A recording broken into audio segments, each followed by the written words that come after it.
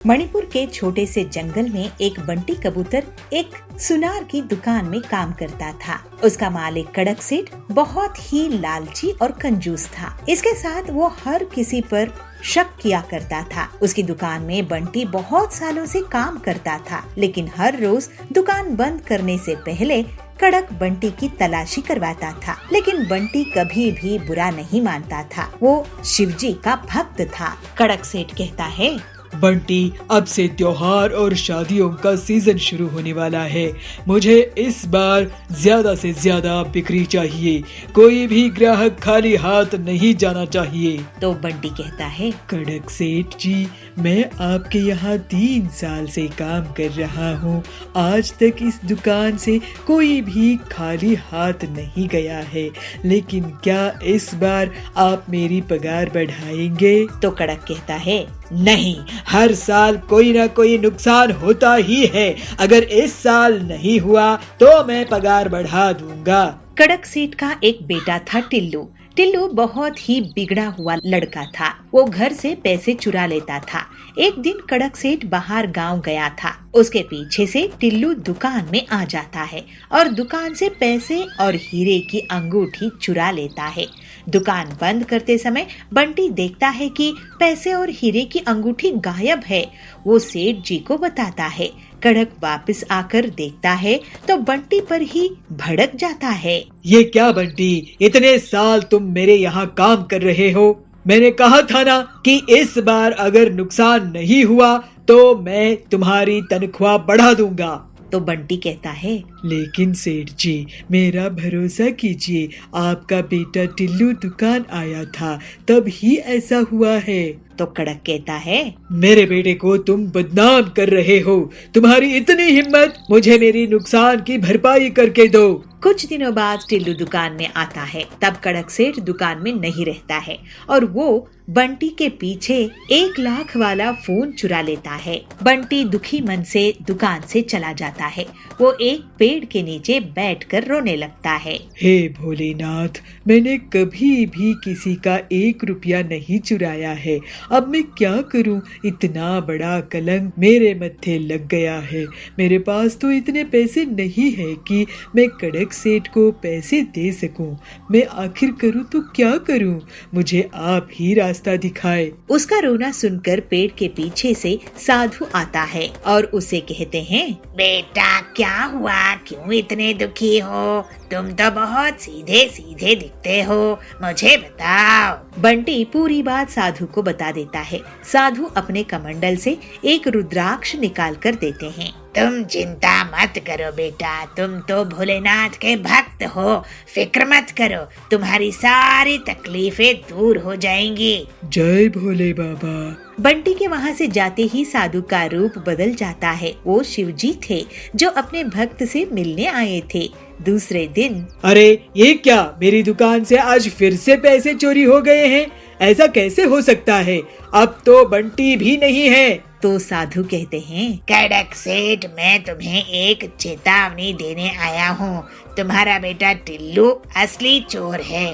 बंटी जैसा नेक दिल ईमानदार को उसे वापस रख लो। ऐसा कहकर साधु वहाँ से अंतर ध्यान हो जाते हैं। इधर बंटी शिवजी आराधना कर रहा था। तभी उसे कड़क सेठ मिलने आता है।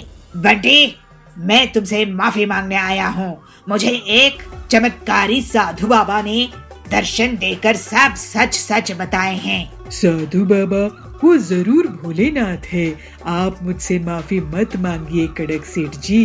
तुम सच कह रहे थे, टिल्लू ही असली चोर है। मैं उसकी जेब की तलाशी लेकर आया हूँ। अब से तुम पूरी दुकान संभालोगे और 1 साल बाद मैं तुम्हें तुम्हारी खुद की एक दुकान खोल कर दे दूंगा। तुम्हारे कारण ही मुझे भी शिव जी के दर्शन हुए हैं। तुम जैसे भक्त को हमेशा धन्यवाद देता रहूंगा।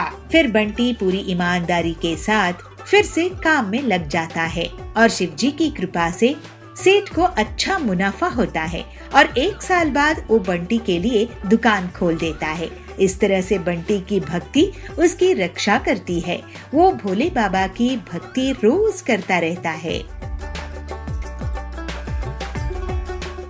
नारियल पानी ले लो, ताज़ा ताज़ा नारियल पानी, ठंडा ठंडा नारियल पानी। आजकल जंगल के पक्षी कोल्ड ड्रिंक्स पीते हैं, तू कहीं और जाके अपनी दुकान लगा। अरे पीलू चिड़िया, हम आज से तुम्हारे से ही नारियल पानी खरीद कर पिया करेंगे।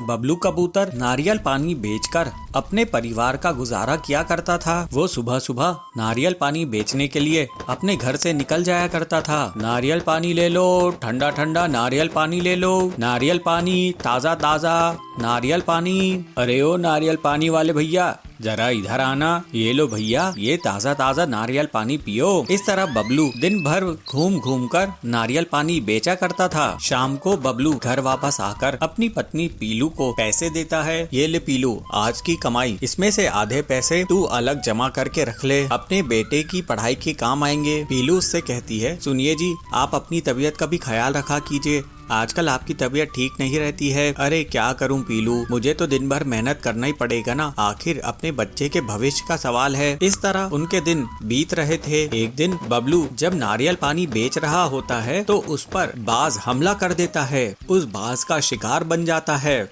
सुंदरी ये सब दूर बैठकर देख रही थी। सुंदरी पीलू के पास जाती है और उसे पूरी बात बताती है। पीलू, बहुत दुख की बात है, बबलू बाज का शिकार बन गया। ये सुनकर पीलू जोर जोर से रोने लगती है। ये आप क्या कह रही हो सुंदरी काकी, उस बाज की आखिर मेरे पति से क्या दुश्मनी थी? कई दिनों तक पीलू बबलू की याद में दुखी रहती है। एक दिन उसका बेटा उसके पास आकर कहता है, माँ इतने दिन हो गए, तुम सिर्फ रो रही हो, तुम कुछ खा पी भी नहीं रही हो, अगर तुम्हें कुछ हो गया तो जरा सोचो मेरा क्या होगा, इसलिए कुछ खा लो, अपने लिए नहीं तो मेरे लिए ही कुछ खा लो। इस तरह से पीलू चिड़िया अपनी जिंदगी की एक नई शुरुआत करती है। एक दिन पीलू अपने बेटे से कहती है, बेटा तू घर में ही रहना और थोड़ा अपना ख्याल रखना, मैं नारियल पानी बेचने के लिए जा रही हूँ। माँ, मैं भी तुम्हारे साथ नारियल पानी बेचने के लिए चलूंगा, मैं तुम्हें अकेला नहीं जाने दे सकता। पीलू कहती है, नहीं बेटा, मैं तुझे अपने साथ लेकर नहीं जा सकती। पीलू किसी तरह अपने बेटे को समझाती है और फिर नारियल पानी बेचने के लिए निकल जाती है। पीलू नदी के किनारे नारियल पानी बेचने लग जाती है। नारियल पानी ले लो, ताज़ा ताज़ा नारियल पानी, ठंडा ठंडा नारियल पानी। पीलू की दुकान के बगल में कालू कौवे की दुकान रहती है। वो वहाँ पर कोल्ड ड्रिंक्स बेचा करता था। कालू उससे कहता है, अरे पीलू, तू यहाँ पर क्या नारियल पानी बेच रही है? यहाँ पर मेरी कोल्ड ड्रिंक्स की दुकान है। आजकल जंगल के पक्षी कोल्ड ड्रिंक्स पीते हैं, तू कहीं और जाके अपनी दुकान लगा। पीलू कहती है, ठीक है कालू भैया, मैं कहीं और जाकर अपने नारियल पानी की दुकान लगाती हूँ। कालू सही कह रहा था। पीलू दिन भर बैठी रहती थी, लेकिन उसका नारियल पानी नहीं बिकता था। इस तरह कई दिन बीत जाते हैं। ज्यादा कोल्ड ड्रिंक पीने के कारण सभी पक्षियों की तबीयत बिगड़ने लगती है। जंगल का डॉक्टर उन्हें कहता है, अरे जी, आप लोग जो कोल्ड ड्रिंक पी रहे हैं उसी की वजह से आप लोगों की तबीयत इतनी खराब होती जा रही है। अगर आप लोगों को अपनी तबीयत ठीक रखनी है तो ये कोल्ड ड्रिंक बंद करके ताज़ा ताज़ा नारियल पानी पिया करो। पीलू चिड़िया अपने नारियलों के साथ उदास बैठी हुई थी। वो सोच रही थी कि अब आगे उसका क्या होगा। तभी वहाँ पर जंगल के सारे पक्षी आ जाते हैं। अरे पीलू चिड़िया, हम आज से तुम्हारे से ही नारियल पानी खरीद कर पिया करेंगे। हम आज से कोल्ड ड्रिंक बिल्कुल बंद कर देंगे। अब तुम हम सबको ये ताज़ा ताज़ा मीठा नारियल पानी दो, और हाँ, मलाई अलग से निकाल कर देना। पीलू कहती है, जी बिल्कुल, मैं आप लोगों को ये स्वादिष्ट नारियल पानी दूंगी, इससे आप सबका स्वास्थ्य भी अच्छा रहेगा। इस तरह से पीलू और मेहनत करके ज्यादा से ज्यादा नारियल पानी बेचने लगती है और उससे उसकी बहुत बढ़िया कमाई हो जाती है। अब वो अपनी बेटी को अच्छा जीवन देती है। इस तरह पीलू अब खुशी खुशी रहने लगती है। सुनो पिद्दी चिड़िया, तुम्हें पता है मैं कितना खतरनाक हूँ। जो भी मेरा काम करने से मना करता है उसको मैं मिटा देता हूँ। एक जंगल में पीलू चिड़िया अपने पति बबलू के साथ रहा करती थी। ऐसे ही एक बार गर्मी के मौसम में पीलू को 2 अंडे होते हैं। दोनों पति पत्नी उन अंडों का बहुत अच्छे से ख्याल रखते हैं। एक बार पीलू अपने पति से कहती है, सुनिए, बहुत गर्मी बढ़ रही है, हम लोग ने तो कैसे भी घास फूस के इस घोंसले में अपना जीवन काट लिया। हम तो गर्मी सह लेते हैं, लेकिन इन अंडों का क्या होगा? इतनी गर्मी में हमें अपने बच्चों का ख्याल रखना चाहिए। हमारे बच्चों को गर्मी नहीं सताए, इसके लिए हमें कुछ उपाय करना चाहिए। बबलू कहता है, तुम ठीक कह रही हो पीलू, लेकिन मुझे समझ नहीं आ रहा है कि इस बार इतनी गर्मी से बचने के लिए मैं क्या करूं, लेकिन फिर भी मैं कुछ ना कुछ उपाय जरूर करूंगा। तुम चिंता मत करो, लेकिन अगर तुम्हें कुछ ख्याल आए तो मुझे जरूर बताना। इस तरह दोनों गर्मी में अपने बच्चों को लेकर परेशान थे। वे नहीं चाहते थे कि उनके बच्चों को कोई भी परेशानी हो। ऐसे ही कुछ दिन बीत जाते हैं और फिर उन अंडों से 2 बच्चे बाहर आते हैं। पीलू और बबलू अपने बच्चों को देखकर बहुत खुश थे। अरे पीलू, ये तो बहुत सुंदर सुंदर बच्चे हैं, ये देखो, ये तो बिल्कुल तुम पर गया है। एक बार बबलू भोजन की तलाश में जा रहा था, तभी उसे एक तालाब दिखाई देता है। बबलू वहाँ जाकर थोड़ी देर बैठ जाता है। अरे वाह, यहाँ कितनी अच्छी ठंडी ठंडी हवा चल रही है। गर्मी का तो यहाँ पर नामो निशान नहीं है। मैं अभी जाकर पीलू को बताता हूँ। ऐसा सोचकर बबलू अपने घर की ओर चला जाता है। बबलू खुशी खुशी ये बात पीलू को बताता है। पीलू ये बात सुनकर बहुत खुश होती है। पीलू कहती है, ठीक है जी, मैं कल ही आपके साथ उस जगह को देखने चलूंगी। अगले दिन दोनों पति पत्नी उस तालाब की ओर चले जाते हैं। तालाब के पास पहुंचकर पीलू कहती है, आपने बिल्कुल ठीक कहा था जी, यहाँ पर तो बहुत ही ठंडक है। पीलू आसपास देखती है तो उसे एक मिट्टी का ढेर दिखाई देता है, जिसे देखकर वो खुश हो जाती है। अरे पीलू, मिट्टी देखकर क्यों खुश हो रही हो? अजी, आपको पता है क्या, मिट्टी का घर बहुत ठंडा रहता है। मैं इस मिट्टी से एक मटकी बनाऊंगी जिसके अंदर हम अपना घर बनाएंगे। उसकी बात सुनकर बबलू कहता है, वाह पीलू, तुम्हारे दिमाग का तो जवाब नहीं, ये बहुत अच्छा आइडिया है। फिर दोनों मिलकर मटके का घर बनाते हैं और अपने बच्चों के साथ मिलकर तालाब के किनारे रहने लगते हैं। एक तरफ पीलू अपने परिवार के साथ ठंडे मकान में रह रही थी। पूरे जंगल में सभी पक्षी गर्मी से परेशान थे। एक दिन कालू कौआ तालाब में पानी पीने के लिए जाता है। अरे ये क्या, ये पीलू तो मटके के घर में रह रही है। वो पीलू के घर के पास जाकर उसे आवाज लगाता है, पीलू, ओ पीलू बहन, जरा बाहर तो आना। अरे पीलू बहन, तुम तो बहुत चालाक निकली, यहाँ तालाब के किनारे मटके के घर में रह रही हो और मैं वहाँ बाहर गर्मी में रह रहा हूँ। पीलू बहन, मैं गर्मी से जल रहा हूँ, तुम मेरे लिए भी ऐसा ही मटका घर बना कर दो। अगर तुमने ऐसा नहीं किया तो मैं तुम्हारा मटका घर तोड़ दूंगा। पीलू ये सुनकर डर जाती है। कालू भैया, ये तुम कैसी बातें कर रहे हो? अगर आपको मटका का घर चाहिए तो आप खुद ही क्यों नहीं बना लेते हो? मेरे छोटे छोटे बच्चे हैं, मेरे पास इतना समय नहीं है कि मैं तुम्हारे लिए मटके का घर बना कर दूं। सुनो पिद्दी चिड़िया, तुम्हें पता है मैं कितना खतरनाक हूँ। अगर मुझे तुमने मटके का घर नहीं बना के दिया तो इसका अंजाम बहुत बुरा होगा। जो भी मेरा काम करने से मना करता है उसको मैं मिटा देता हूँ। 2 दिनों बाद मैं फिर से आऊँगा, मुझे मेरा घर तैयार चाहिए। इस तरह से पीलू को धमकाकर कालू वहाँ से चला जाता है। पीलू सोचती है, अरे अब मैं क्या करूँ, ये कालू ने तो मुझे मुसीबत में डाल दिया है। पीलू मिट्टी इकट्ठा करके कालू के लिए मटकी का घर बनाती है। 2 दिनों बाद कालू फिर से उसके पास जाता है। क्यों रे पीलू, क्या तूने मेरे लिए मटके का घर बनाया कि नहीं? पीलू कहती है, हाँ कालू भैया, वो देखो, वो रहा तुम्हारा मटके का घर। फिर कालू अपने मटके के घर में जाकर बहुत खुश हो जाता है। कालू सोचता है, अरे वाह, इस मटके के घर में कितनी ठंडक है। अगर मैंने इस चिड़िया को डराया नहीं होता तो ये मेरे लिए मटके का घर नहीं बनाती। लेकिन जब सभी पक्षियों को पता चलता है कि कालू ने पीलू को डराकर अपना घर बनवाया तो वे नाराज हो जाते हैं और कालू को धमकाते हैं। फिर कालू को अपना मटकी का घर बनाने के लिए पीलू को पैसे देने पड़ते हैं। कुछ समय बाद सभी पक्षी पीलू से पैसे देकर मटकी का अपना अपना घर बना लेते हैं।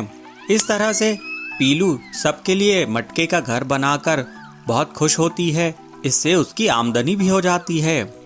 फिर वे सब गर्मी के मौसम में खुशी खुशी रहते हैं। भोजपुर गांव के जंगल में पीलू चिड़िया एक साधु के पास जाती है। साधु महाराज जी, मुझे कोई तरीका बताइए जिससे मैं लोगों के मन की बात जान सकूं। लोगों की मन की बात जानना बहुत कठिन होता है बेटी, लेकिन तुम्हें मैं एक सैनिटाइजर देता हूँ। तुम इससे जिस पर भी छिड़काओगी वो सच बोल पड़ेगा। अभी टीचर्स डे आने वाला है। मैं इससे बच्चों के मन की बात जान सकूंगी और उन्हें एक बेहतर स्टूडेंट बना दूंगी। ठीक है बेटी। अगले दिन फिर पीलू स्कूल जाती है और क्लासरूम में आती है। बंटी, तुमने होमवर्क क्यों नहीं किया है? ओ ना मैडम जी, टीचर्स डे की तैयारी कर रहा था तो टाइम कैसे निकला पता ही नहीं चला। पीलू उस पर साधु का दिया हुआ सैनिटाइजर छिड़का देती है और वो सच बोलने लगता है। मैडम जी, मैं सो रहा था, मोबाइल में गेम खेल रहा था, होमवर्क करने का मन नहीं था और टीचर्स डे कब है मुझे पता ही नहीं। अब बोले ना असली बात। बंटी को पनिशमेंट मिलती है। कालू ये सब देखकर सोचता है, मैं ये सैनिटाइजर चुरा लूंगा। कालू पीलू के बैग से चुपचाप सैनिटाइजर चुरा लेता है। फिर वो मजे लेने लगता है। वाह भाई साहब, आपके बेटे को तो बहुत अच्छी नौकरी लगी है। कालू उस पर सैनिटाइजर छिड़का देता है। मेरा बेटा आपके बेटे से ज्यादा टैलेंटेड है। आपका बेटा रिश्वत देकर नौकरी में लगा है। अरे क्या बकवास कर रहे हो? और कालू हंसता है। शाम में कालू पीलू और उसके पति जाबाज के घर के पास जाते हैं। क्यों जाबाज जी, आज भी आप घर लेट आए हो? कहाँ थे? वह एक दोस्त से मिलने अस्पताल गया था। कालू उस पर सैनिटाइजर छिड़का देता है। अरे मैं कोई अस्पताल नहीं गया था। तुम टीचर हो ना, तो तुम्हारी डांट से डर लगता है तो थोड़ा झूठ बोल दिया। मैं तो बार में गया था। हाँ, अभी मजाक चकाती हूँ तुमको। जाबाज की झाड़ू से पिटाई हो जाती है। ये देखकर कालू बहुत ही खुश होता है। तभी पीलू उससे सैनिटाइजर छीन लेती है और कालू को डांट लगती है। कालू, ये तुम स्टूडेंट्स के भले के लिए था, तुम्हारी मस्ती के लिए नहीं। अब तुम टीचर्स डे में 5 ऐसे लिख कर लाओगे। अगर कोई बहाना बनाए तो याद रखना, मेरे पास ये सच उगलने वाला सैनिटाइजर है। जी जी मैडम। ये सुनकर कालू वहाँ से भाग गया। अरे पीलू, ये साधु का दिया सैनिटाइजर इतना असरदार है, ये तुम इससे कड़क की मदद क्यों नहीं करती? सुना है वो एक बहुत बड़े चोर को पकड़कर लाया है, लेकिन वो पैसा कहाँ छुपाया है ये नहीं बता रहा है। मेरा भाई इंस्पेक्टर कड़क की भी मैं इसी सैनिटाइजर से मदद करती हूँ। फिर पीलू कड़क के पास पुलिस स्टेशन जाती है। कड़क भाई, ये सैनिटाइजर लो और इस चोर पर छिड़का दो। पीलू के कहने पर कड़क वैसा ही करता है और चोर पूरा सच उगल देता है। फिर सभी बच्चे पीलू को टीचर्स डे पर बहुत सम्मान देते हैं। कालू उस पर 5 ऐसे पूरी ईमानदारी से लिख कर लाता है और सरकार भी पीलू को टीचर्स डे के दिन चोर से पैसा निकलवाने के लिए इनाम देती है। इस तरह से पीलू एक अच्छी टीचर होकर सभी स्टूडेंट्स का जीवन सुधारने में कामयाब होती है। माँ, मुझे रेलगाड़ी की चित्र बनाना है। अरे मुझे तंग मत करो, अपने पिताजी से जाके पूछो। अरे पिंकी बेटा, मुझे तंग मत करो, अपनी स्कूल की कोई भी किताब में बना ले। इतनी क्यों चिंता कर रही है? ये भी कोई समस्या है? एक गांव में पिंकी नाम की लड़की अपने माँ बाप के साथ रहती थी। पिंकी बहुत सयानी थी। जो कुछ देखती थी उसको अपने पेंसिल से अपनी किताबों में चित्र बनाती थी। पिंकी की इस आदत को माँ बाप की प्रोत्साहन भी था। पिंकी कक्षा 2 में पढ़ती थी। एक दिन उसने अपनी किताब में रेलगाड़ी देखी। रेलगाड़ी तो बहुत लंबी होती है, उसको कहाँ पर चित्र बनाए, ये पिंकी की समस्या थी। पिंकी घर आई। माँ, मुझे रेलगाड़ी की चित्र बनाना है, मैं कहाँ बनाऊँ? अरे पिंकी, वो क्या बड़ी बात है, अपनी किताब में बनाओ। अरे माँ, आप तो इतना भी नहीं समझती हो, किताब तो छोटी पड़ेगी। अरे मुझे तंग मत करो, अपने पिताजी से जाके पूछो, मैं खाना पका रही हूँ ना। पिताजी, मैं रेलगाड़ी की चित्र बनाना चाहती हूँ, कहाँ बनाऊँ? पिंकी के पिता ऑफिस की हिसाब किताब कर रहे थे तो चिढ़ के बोलते हैं, अरे पिंकी बेटा, मुझे तंग मत करो, जाओ ना, अपनी स्कूल की कोई भी किताब में बना ले। अरे पापा, आपको इतना भी नहीं पता, किताब में रेलगाड़ी की चित्र नहीं बना सकते क्योंकि वो तो बहुत लंबी होती है। तो तभी वहाँ पे पिंकी की दादी बैठी थी। तो दादी को पिंकी की बात सुन के बहुत हंसी आती है और पिंकी को बुला के बोलती है, अरे पिंकी बेटा, इतनी क्यों चिंता कर रही है? ये भी कोई समस्या है? जाओ ना, स्कूल की दीवार पे बना दो। दादी की बात पिंकी को बहुत अच्छा लगता है और सोचती है दीवार तो इतनी लंबी इतनी चौड़ी होती है तो रेलगाड़ी तो समा ही जाएगी। तब पिंकी खा के अपना होमवर्क करके सो जाती है और सुबह पिताजी से कहती है, पिताजी आज ना मुझे कलर चॉकपीस की एक पूरी डब्बा चाहिए। पिताजी हंसते हुए बोलते हैं, अरे पिंकी बेटा, क्यों, तुम्हें आज स्कूल में बांटना है क्या? अरे पिताजी नहीं, मुझे रेलगाड़ी की चित्र बनानी है स्कूल की दीवार पर। दिला तो दूंगा, लेकिन घर तक कंप्लेंट नहीं आनी चाहिए, ठीक है? अरे चित्र बनाने से कोई कंप्लेंट करेंगे? बिल्कुल नहीं आएगी, आप चिंता मत करो। तो पिंकी के पापा उसको कलर पेंसिल की डब्बा दिला देते हैं। पिंकी कूदते नाचते स्कूल पहुंच जाती है। पिंकी अपनी रेलगाड़ी की पहली यात्रा याद करती है जो अपने पापा मम्मी के साथ उसने किया था।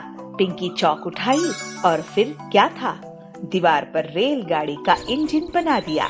अरे इंजन तो बहुत सुंदर बना है, इसको अब डिब्बे जोड़ते हैं। तो फिर दूसरी कलर चौक लेके उसमें पहला डब्बा जोड़ दिया, दूसरा डब्बा जोड़ दिया। ऐसे जुड़ते जुड़ते गए, सारे डिब्बे जुड़ गए। जब अपनी चौक पेंसिल खत्म हुई तो पिंकी उठ के देखती है स्कूल की आधी दीवार पर तो रेलगाड़ी बन चुकी थी और पिंकी की क्लास के सारे बच्चे तालियां बजा के पिंकी की कला को सराह रहे थे। अरे पिंकी, तेरी गाड़ी तो बहुत सुंदर बनी है। पिंकी, तुम्हारे रेल में मुझे भी जगह मिलेगी? अरे क्यों नहीं, हम सारे मिलके इस रेलगाड़ी में जाएंगे। फिर क्या हुआ, रेलगाड़ी दिल्ली गई, मुंबई गई, अमेरिका गई, नानी के घर गई और दादाजी के घर भी गई। बच्चों की ख्यालातों में रेल की गाड़ी ऐसे ही लंबे सैर करती रही। तभी क्लास टीचर क्लासरूम में आते हैं और सभी बच्चों की मुस्कुराहट देखते हुए कहते हैं, अरे बच्चों, इतने खुश हो, क्या बात है? तो दौड़ के पिंकी सामने आती है और अपनी बनाई हुई रेलगाड़ी दिखाती है। तब टीचर अपने मन में ये सोचते हैं, बच्चों के मनोबल को बढ़ाई, कल के भविष्य का निर्माण आज से ही होने दे। यह सोच के टीचर ने पिंकी को बिना डांटे बहुत शाबाशी देते हैं और कहते हैं, पिंकी, आपकी ड्राइंग तो बहुत सुंदर है, लेकिन आप दीवार पे प्रैक्टिस करने के बजाय अगर आपके घर में जाके कोई भी कॉपी में प्रैक्टिस कर लेते तो और भी सुंदर निकल आता। सर, मुझे ना ये लगा कि ट्रेन पुस्तक में काफी नहीं होगा। कोई बात नहीं, मैं आपको सिखा दूंगा।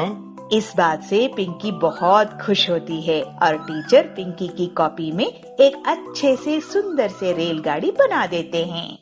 आचार्य जयसूर्या अपने पर्यटन के दौरान गांव-गांव जाके वहां के लोगों को अपनी प्रवचन से अच्छी बातें सिखाते थे। आचार्य के मधुर वाणी और सत्य विचार से वहां के लोग बहुत प्रभावित होते थे। आचार्य के विचारों को अपने जीवन में लागू करके बहुत सारे लोग सद्गुणी बन गए थे। एक दिन पंढरपुर में आचार्य का प्रवचन चालू था। सज्जनों, अगर हम किसी का बुरा चाहते हैं तो हमारा भी बुरा होगा। अगर हमारे विचार अच्छे रहेंगे तो हमारे साथ भी अच्छा ही होगा। कितना सीधा साधा है यह विचार। आचार्य की प्रवचन चालू था तो तभी वहाँ पे एक आदमी आके पहुँच जाता है और आचार्य की पैर पे साष्टांग नमस्कार करते हुए यह कहता है, आचार्य जी, मुझे बचा लीजिए, मैं तो आपकी शरण में आ गया हूँ।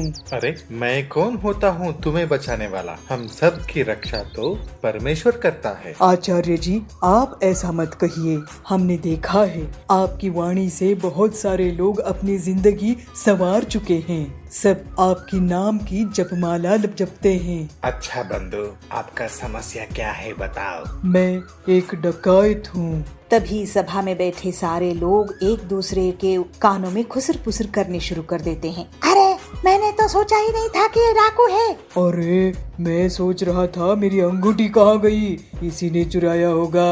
अरे ये डकायत अगर हमारे गांव में आ गया तो किसी की खैर नहीं। लोगों की खुसर पुसर सुनते ही वह डकायत बोलता है, अरे मैंने जिंदगी बहुत देख ली है आचार्य जी, मुझे कुछ अच्छा नहीं लग रहा है। मैंने लोगों को लूट कर जमाया हुआ धन मुझे रात को नींद नहीं करने दे रहा है। अरे तुम्हारे कर्मों का तुम्हें पश्चाताप है तो तुम्हारी समस्या क्या है? आचार्य जी, मैं ये सब छोड़ के सीधी साधी जिंदगी जीना चाहता हूँ, इसीलिए आपकी शरण में आया हूँ, मुझे मार्गदर्शन कीजिए। आचार्य डकायत की दुविधा समझते हैं और उसे कहते हैं, अरे वो तो बहुत ही आसान है। आज से अपना कुकर्म छोड़ दो और ये मन में ठान लो और उसी के पथ पे चल पड़ो। धन्योस्मि आचार्य जी, जो आपने कहा मैं उसी पथ पे चलूंगा। आचार्य जी अपने प्रवचन उस गांव में खत्म करके दूसरे गांव, तीसरे गांव ऐसे ही पर्यटन करते रहे।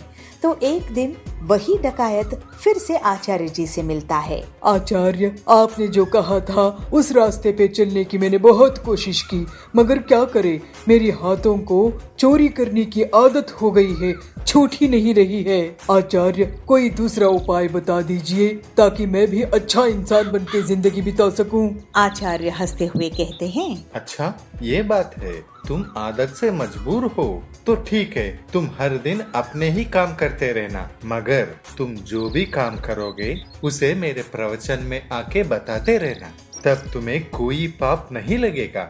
आचार्य की बात को सुन के डकायत को अच्छा लगा तो कहता है, अरे ये तो आसान है, मैं चोरी भी करूंगा मगर पाप भी मुझे नहीं लगेगा। आज से ही मैं जो भी चोरी करूंगा आपके प्रवचन में आके सबको बता दूंगा।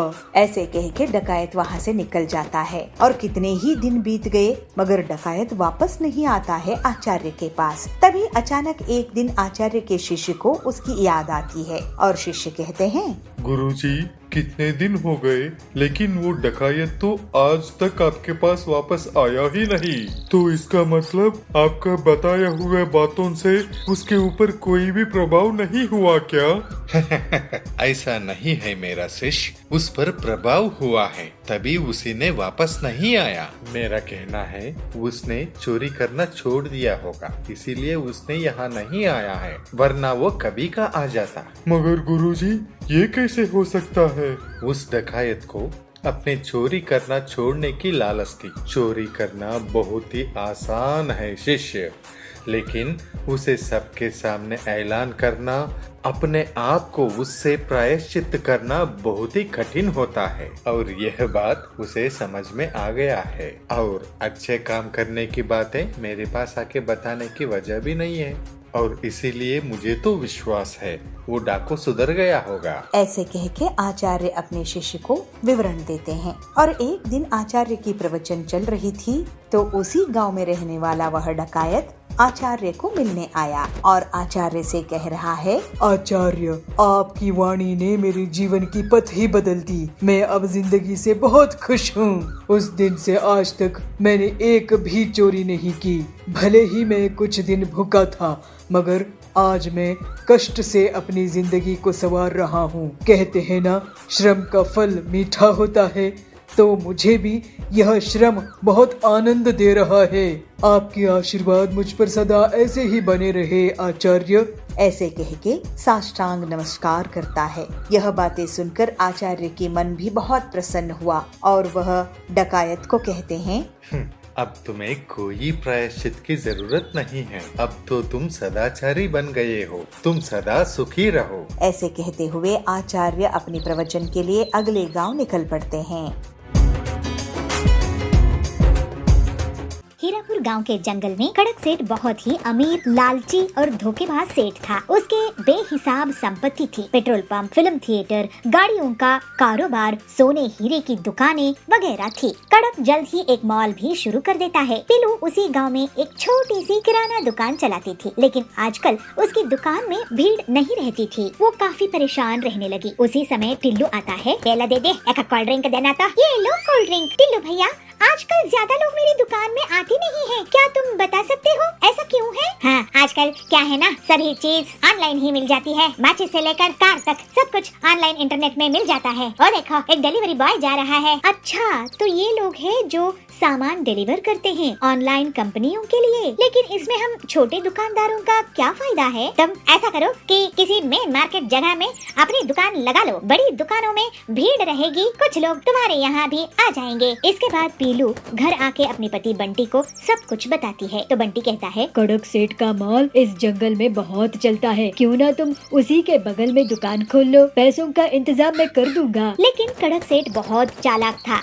जैसे ही उसे पता चला कि पीलू उसके मॉल के बगल में दुकान खोलना चाहती है, तो वो उसे एक सौदा कर लेता है। देखो बंटी, पीलू, मेरे मॉल के सामने तुम्हारी दुकान की कोई औकात नहीं रहेगी। तुम एक दुकान मुझसे खरीद लो, 5 लाख रुपए में, उसी में तुम्हारी भलाई है। अगर आप हमें 5 लाख में दुकान देंगे तो हम ले लेंगे कड़क सेठ। तो पीलू कहती है, ठीक है, हम ऐसा ही करते हैं। लेकिन बहुत दिन गुजर जाने के बाद भी उनकी दुकान उन्हें कड़क सेठ नहीं देता है। दोनों पति पत्नी उसके पास जाते हैं। कड़क सेठ, आप हमें हमारा पैसा वापस दे दीजिए, हमें आपसे दुकान नहीं खरीदनी है। ठीक है, ये लो 1 लाख रुपए। पीलू कहती है, लेकिन हमने आपको 5 लाख दिए थे ना। तो कड़क कहता है, तो मैंने कहा है क्या बुकिंग कैंसिल कराने के लिए? अब बुकिंग करोगे तो 10 लाख लूंगा। चलो भागो यहाँ से, नहीं तो ये भी नहीं दूंगा। दोनों पति पत्नी दुखी मन से घर आते हैं। तो पीलू कहती है, अब हम क्या करेंगे जी, हमारी पूरी संपत्ति खर्च हो गई है। मुझे सोचने दो, कोई न कोई रास्ता तो निकलना होगा। फिर बंटी अपने दोस्त हरिया के पास जाता है। वो एक ऑटो मैकेनिक था। उसके पास एक पुरानी गाड़ी थी। बंटी अपने दोस्त से पूरी बात कहता है और हरिया उसे उस गाड़ी का उपयोग बताकर एक आइडिया देता है। बंटी बहुत खुश हो जाता है। वो घर आकर पीलू को अपना प्लान बताता है। तो पीलू कहती है, ये तो वाकई बहुत अच्छा प्लान है। अगले दिन बंटी गाड़ी में पूरी किराना दुकान सजाकर निकलता है। लोग बड़ी हैरानी के साथ उसे देखते हैं। तभी जाबाज कहता है, अरे ऐसे सुपर मार्केट तो मैंने पहले कभी नहीं देखा। तो बबली कहता है, वाह वाह बंटी भैया, पीलू दीदी, आप लोगों ने तो कमाल ही कर दिया है। अब से मैं आपके इस गाड़ी सुपर बाजार से ही सामान खरीदूंगा। तो बंटी कहता है, ये गाड़ी सुपर बाजार पूरे जंगल वालों के लिए सबसे सस्ती दुकान है। मॉल भूल आओ, वहाँ का महंगा सामान भूल जाओ। यहाँ गाड़ी सुपर बाजार से किफायती कीमत में सामान खरीदो। हमारी गाड़ी बाजार आपके पास एक फोन कॉल में खुद ही चल कर आएगी, आपको ऑनलाइन ऑर्डर करने की परेशानी से बचाएगी और मॉल जाने की तकलीफ से भी आपको छुट्टी मिलेगी। इस तरह से बंटी और पीलू अपना गाड़ी सुपर बाजार चलाने लगते हैं और जंगल के पक्षी उनको बुला बुलाकर उन्हीं के यहाँ सामान खरीदने लगते हैं। जल्द ही कड़क का महंगा मॉल बुरी तरह से नुकसान में चला जाता है और जो उसने बैंक लोन लिया था वो नहीं चुका पाता है। इस वजह से उसे जेल हो जाती है। फिर पीलू और बबलू हंसी खुशी अपना जीवन बिताने लगते हैं।